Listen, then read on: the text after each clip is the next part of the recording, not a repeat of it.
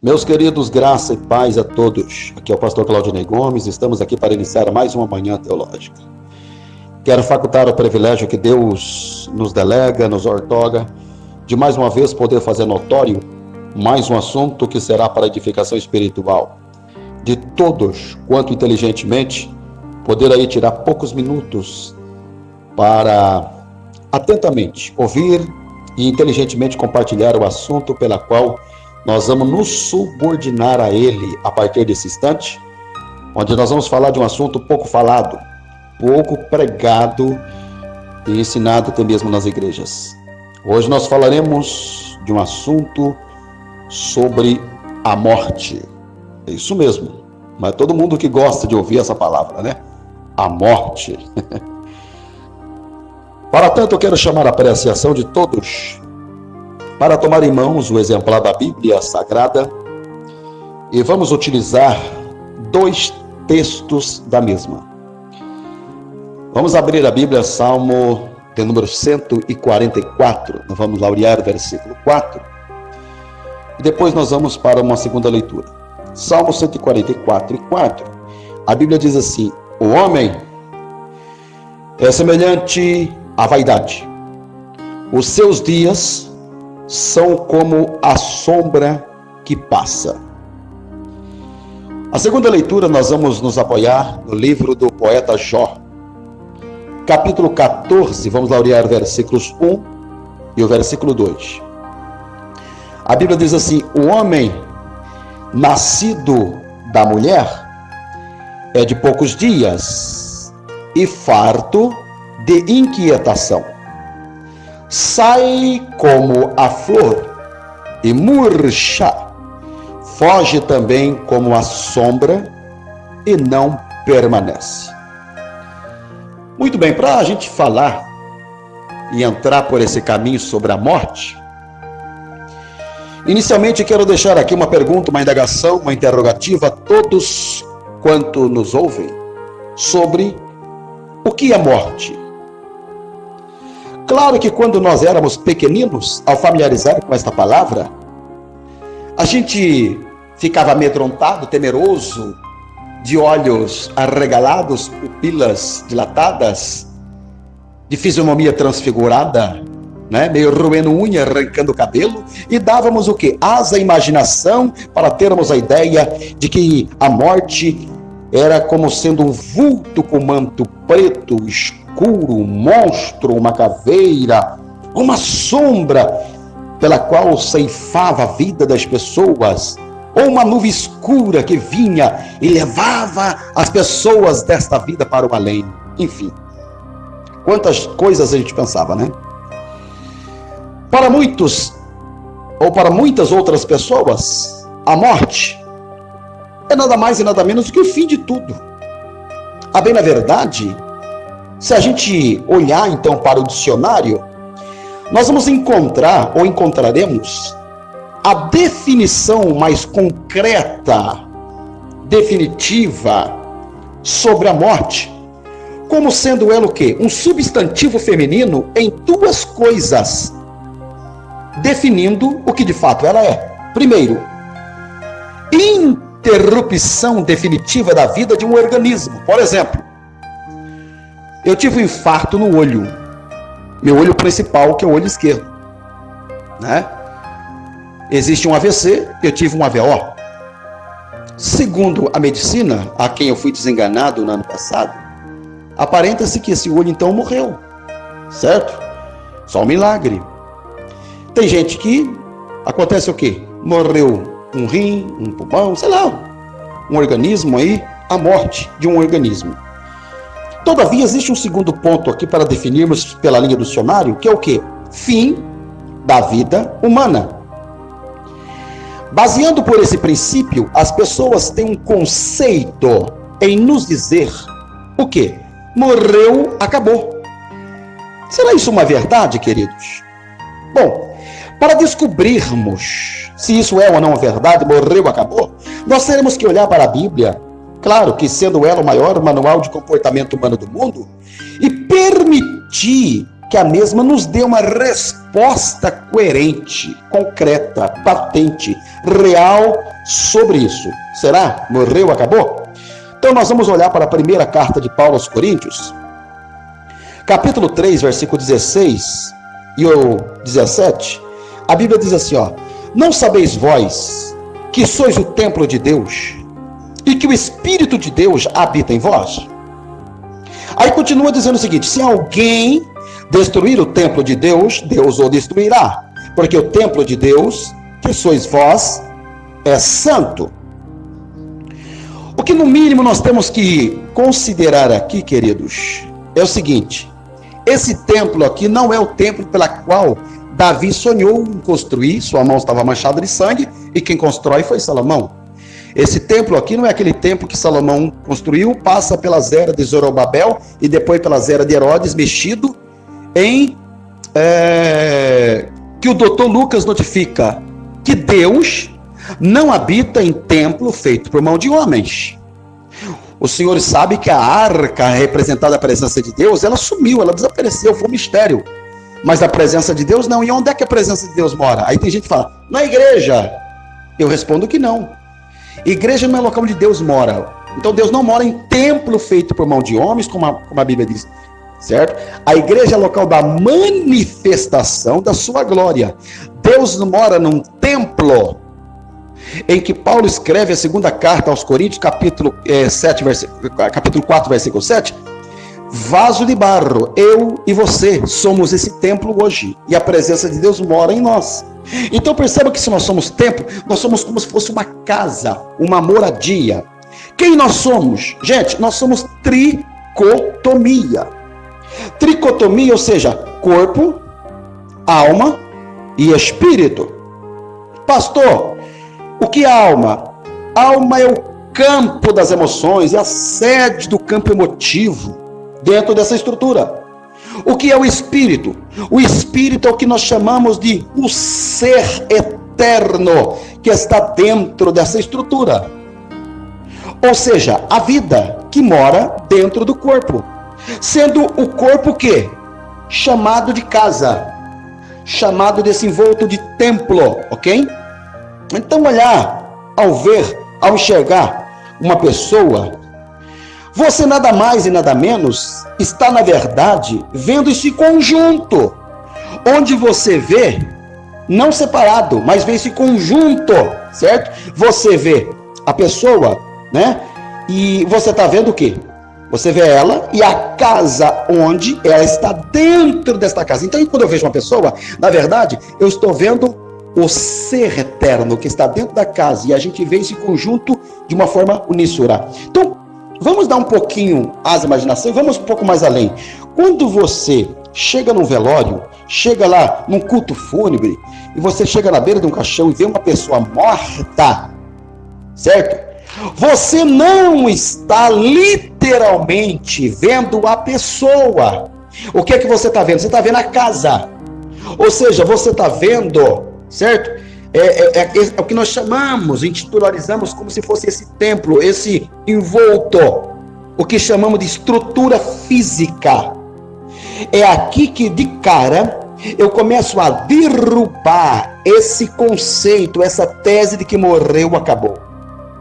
Por quê? Porque a morte, na verdade, o cerne, a íntegra do que significa a essência, a morte nada mais e nada menos, querido. A morte não é um ponto final. O que é a morte? A morte é uma porta que se abre diante do ser humano para fazer com que esse ser humano venha ter acesso à eternidade. Seja a vida eterna ou seja a morte eterna. Como eu não sei falar nada fora da Bíblia, vamos fazer conexão com o que eu estou falando para dentro da Bíblia então. Gênesis, capítulo 3, versículo 7. O que a Bíblia diz? E formou o Senhor Deus o homem do pó da terra. Olha lá, a estrutura, o que nós chamamos de casa, ok? A casa está pronta. Aí o que Deus fez? E soprou em suas narinas fôlego de vida. Pronto, agora vai jogar o ser eterno lá dentro. E a Bíblia diz, o homem foi feito alma vivente. Entendeu? a conexão que eu fiz? Agora pega Eclesiastes 12, verso 7, parafraseando com esta grande verdade, a Bíblia diz: o pó volta à terra, de onde ele veio. O pó, o corpo, ele volta para onde veio, a estrutura, a casa. E o ser eterno que está lá dentro, a vida, como é que faz? Aí a Bíblia diz assim, ó: e o espírito volte a Deus que o deu. Opa, peraí. 3 coisas eu vou aprendendo aqui com esses 2 versículos que nós utilizamos como leitura lida, meditada e refletida. A primeira coisa é que em nossa existência aqui na Terra existe de fato um ponto de partida e um ponto de chegada, onde do ponto de partida ao ponto de chegada existe um pequeno intervalozinho chamado de vida. E esta vida, meu filho, é curtíssima demais. Mais do que isso, o tempo que passou não volta mais. Para os senhores terem uma ideia do que eu estou falando, Tiago capítulo 4, versículo 14, até chega a assustar a gente o que o escritor diz. Ele diz assim, ó: vocês nem sabem o que lhe acontecerá amanhã. Que é a sua vida? Hein? O que é a sua vida? Aí ele diz assim, ó: vocês são como a neblina, que aparece por um pouco de tempo e depois se dissipa, já era. Balela, acabou. Por que ficar pendurado no pedestal do ego, da arrogância, da soberba, do orgulho, para dizer que o cara é, que tem, que pode, que faz? Gente, dá uma olhada nesse versículo, quem somos nós? Bom, a segunda coisa que eu aprendo aqui é que nesse mundo nada trouxemos e nada levaremos. Por isso que nós não temos que nos vangloriarmos com absolutamente nada. Sabe quem nós somos? Nós somos meros mordomos. E a terceira coisa que eu aprendo aqui é que Deus, quando nos fez, gente, Deus nos dotou de uma natureza chamada natureza de imortalidade. O que é isso aqui? A gente vive como se nós nunca fôssemos morrer. Você está preocupado aí porque cada dia que você vive é um dia mais longe do berço e mais perto da cova? Nem pense nisso, meu querido. Pensa não. Para a cultura judaica, você sabia que o sono é o 10º ponto da morte? Para o judeu, cada vez que você dorme, é como se você viesse morrido e ressuscitado todo dia. Claro que depois disso aqui tem gente que não vai querer dormir mais, né? Pois é. Então, é claro que isso é uma bênção dessa natureza da imortalidade, porque imagina saber que daqui a poucos anos aí, a gente não vai estar mais aqui. Bom, é por isso, gente, é por isso que quando nós estamos em um velório, a gente fica o quê? A gente chora, a gente lacrimeja, a gente entra em desespero, o coração se parte, a gente se desarma, o coração fica com aquele câncer, com aquele buraco, aquele vazio, com aquela lacuna na alma, uma solidão cósmica nos abraça, né? A gente fica triste, abatido, moribundo, de cabeça baixa, não é verdade? Nossa alma está partida ao meio. Só que agora, eu vou responder aqui agora, por que é que nós temos essa reação, gente? Vou responder. É porque a morte, ela desenha diante de nossos olhos uma palavra, e essa palavra nunca vai ser bem-vinda, principalmente para uma pessoa que a gente tanto ama, aprecia, né? E essa palavra é chamada palavra separação. E, de fato, a morte é uma separação. Só que nós precisamos tomar um certo cuidado e entender que não existe apenas um único tipo de morte. Uai, pastor, quantos tipos de morte existe? Existe pelo menos 3 tipos de morte. Pega aí. Por isso que essa amanhã é uma manhã teológica, de estudo. Vamos lá. Primeiro, é chamada morte física. Segundo, morte espiritual. E a terceira, a morte eterna. Partindo desse princípio, nós temos que saber agora qual dessas mortes tem solução e qual dessas mortes que eu citei aqui não tem solução. Então vamos começar aqui pela morte física. Pastor, o que é a morte física? Já que eu falei sobre separação. A morte física, gente, ela é a separação do espírito e do corpo. Lembra quando eu falei para você que o ser eterno mora dentro da casa? Então ela retira aquele ser dentro da casa, separando o ser da casa. E a casa vai para a terra, onde questão de horas entra no estágio de putrefação, decomposição e se acaba. Mas o ser eterno, ele tem um destinatário, vida ou morte eterna, ok? Então, se a morte física é a separação do espírito e do corpo, nós temos que fazer umas perguntas. Pastor Claudinei Gomes, morte física tem solução? Sim ou não? Eu respondo que sim. Tem. Por que tem? Vamos olhar para a Bíblia. A Bíblia diz que o filho da viúva ressuscitou. A Bíblia diz que a mulher sunamita, né? Quando ela recebe do marido o menino que estava com dor de cabeça, o menino morreu, ela põe dentro do quarto e vai se encontrar com o profeta. Mais tarde, é o profeta que entra no quarto, deita em cima do menino, e a Bíblia diz que o menino ressuscita espirrando 7 vezes. A Bíblia diz daquele soldado que quando encosta nos ossos do Eliseu, aquele defunto do soldado ressuscitou.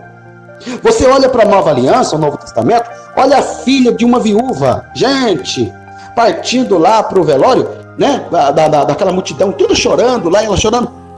Jesus transforma tristeza em júbilo. O filho de uma viúva ressuscitou.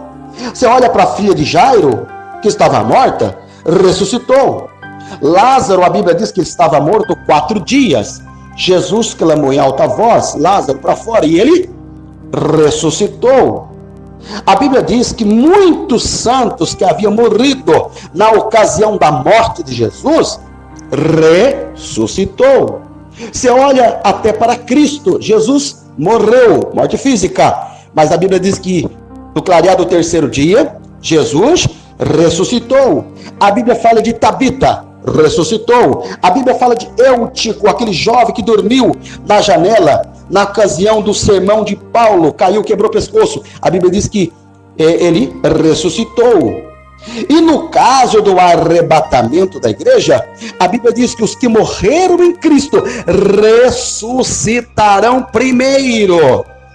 E para o juízo final, todos, preto, branco, sábio, ignorante, o alto, o baixo, o homem, a mulher, o velho, criança, gordo, magro, tá? Intelectual ao leigo, rico, pobre, governado como governador, todos vão comparecer ao grande trono branco. E, desde o primeiro ao último que respirou, significa o quê? Vão ressuscitar. Então tem solução para a morte física, pastor? Tem. Agora vamos falar da morte espiritual. O que é morte espiritual? Bom, se a morte física, gente, tá? Ela é a separação do espírito e do corpo, a morte espiritual é a separação de Deus. Separação de Deus. Ela tem solução, pastor? Depende. Enquanto você viver, sim. Ou enquanto Jesus não arrebatar a igreja. Então aproveita aí, tá? Onde é que você encontra isso na Bíblia? O quadro exemplificado disso é a história do filho pródigo. O filho pródigo cometeu 3 erros. Número 1, pediu que não se perde herança, não se perde herança, se ganha. Então no coração ele mata o pai. Segundo erro, ele saiu de onde não era para ter saído e foi para onde não era para ter ido. É o quadro de pessoas que está dentro da igreja, melhor lugar do mundo, na casa do pai, faz besteiras de sair da igreja, se desvia do evangelho, abandona a fé, morre espiritualmente, da morte espiritual. Olha o que esse filho fez. Naquela vida precária, caótica, delicada, ele resolve voltar. O que é que o pai vai dizer? Olha lá. O que estava morto reviveu. Por isso que avivamento vem do verbo avivar. E avivar é dar vida. Então observe que a proposta do avivamento é dar vida. Entendeu bem, filho? Dar vida para quê? Para aqueles que morreram espiritualmente. Para a morte espiritual, a proposta do avivamento é dar vida. Entendeu? Bom, se a morte física é a separação do espírito do corpo, A morte espiritual é a separação de Deus. E a morte eterna, pastor? A morte eterna, ela é a separação eterna de Deus. Se tem solução para a morte física e tem solução para a morte espiritual enquanto eu vivo, e para a morte eterna, pastor, tem solução? Não tem solução. Quem morreu sem salvação foi destinado para onde tem como consequência não ter obedecido a palavra. Quem morreu salvo está descansando para o grande dia do arrebatamento, ressuscitar e junto encontrarmos com Cristo nos ares, conforme Paulo disse aos Tessalonicenses. Bom, agora concluindo aqui, se tivéssemos que, quando a gente está no velório chorando, né? Se a gente tivesse que ligar para aquela pessoa que partiu salvo, gente, e pedir para ela voltar. Não, pelo amor de Deus, meu amigo, volte, pelo fato dessa separação. Quem sabe essa pessoa estaria dizendo duas coisas, segura aí. Primeiro, se você não perder a sua salvação, quem é que disse para você que nós estamos separados eternamente? Morte física tem solução, conforme eu disse aqui.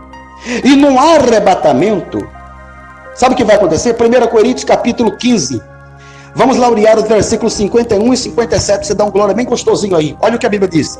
Eis aqui vos digo o mistério. Na verdade, nem todos dormiremos. Paulo atribui aqui a questão da morte para quem morre salvo. A questão não é morte, é sono. Por isso que Jesus disse assim, ó, meu amigo Lázaro dorme, eu vou despertar do sono.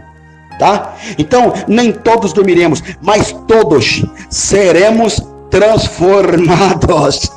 Num momento, num abrir e fechar de olhos, ante a última trombeta, porque a trombeta soará, e os mortos ressuscitarão incorruptíveis, e nós seremos transformados, porque convém que isto que é corruptível se revista da incorruptibilidade, e isto que é mortal se revista da imortalidade.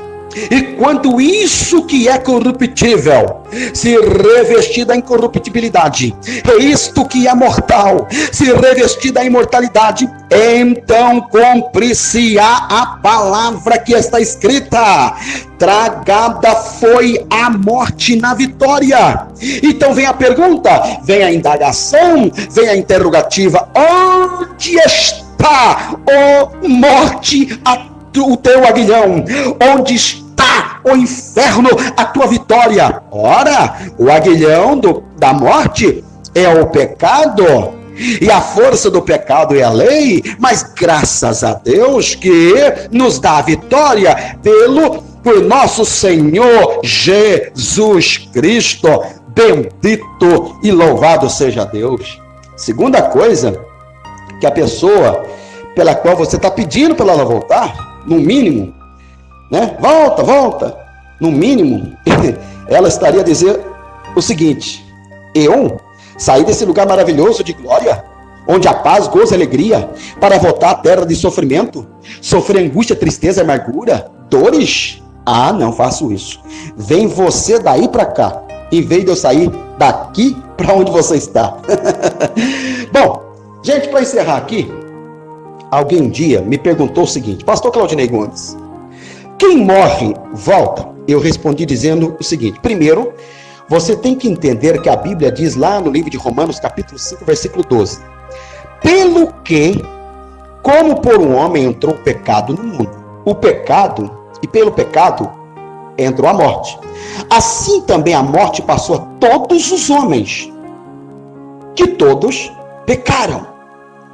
Aí você subentende que a Bíblia diz também em Romanos capítulo 6, versículo 23, que o salário do pecado é a morte. Você pecou? Então agora você tem que ter um salário. E o salário é morrer.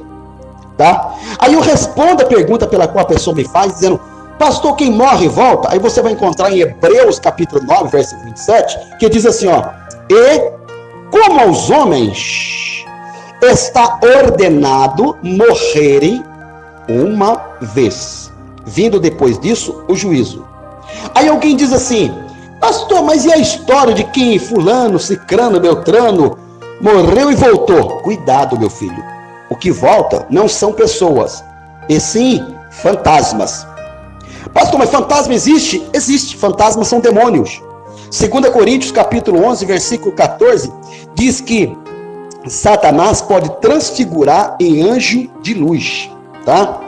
E eu encerro aqui dizendo o seguinte: se o propósito do inimigo é roubar, destruir e matar, o de Cristo é de dar vida, vida abundante. E vida abundante, gente, significa o quê? Vida plena, vida com qualidade, certo? Então, nisso eu aprendo que tudo que serve como parcela de cooperar para matar fisicamente, vai matar você de forma espiritual e também vai te matar eternamente. Por exemplo, vou dar um exemplo aqui. O cigarro. Cigarro causa câncer, impotência sexual, desgraça a vida da pessoa. Certo? Ele dá vida, ele mata ou dá vida? As drogas. Camarada escravo da cola, crack, maconha, cocaína, heroína e LSD. Tudo quanto é droga. Bebida alcoólica. Tá um punhado de desgraça. Certo? Perceba que esses caminhos, ele vai matar você fisicamente, rouba a saúde, destrói, mata espiritualmente e te joga a morte eterna. E a mentira, engodo, falcatrua, prostituição, uma vida de promiscuidade, imoralidade, carnalidade, sensualidade, certo? O pecado, a desobediência, pode ter certeza, ele vai te matar fisicamente, mata o seu emocional, destrói a sua vida espiritual e te joga a morte eterna, tá? Então eu concluo aqui dizendo que o propósito de Deus é que você viva bem, gente. Viva bem aqui na terra, para que quando você trombe com a morte física, isso não seja o final de tudo, porque você garantiu a vida eterna, onde a solução para esta morte física existe e vai se dar com a contagem regressiva que já começou para o grande dia do arrebatamento da igreja, onde os mortos ressuscitam primeiro e encontraremos com Cristo. E esse encontro está mais perto do que você possa imaginar. Fique com essa palavra. Compartilhe com uma multidão de gente para que muitos outros sejam edificados. Um beijo no coração. Deus abençoe vocês, tá bom? Bom mesmo é ficar com o que a palavra de Deus diz. Não precisamos de argumento filosófico, nem do palpite pitaco do A ou do B. É o que a Bíblia diz. Tá bom, querido? Nosso contato aqui é 0 operadora 12 981 26 16 30. Um beijo no coração e até domingo que vem para um outro assunto na Manhã Teológica. Uma semana rica, abundante, de paz e prosperidade a todos.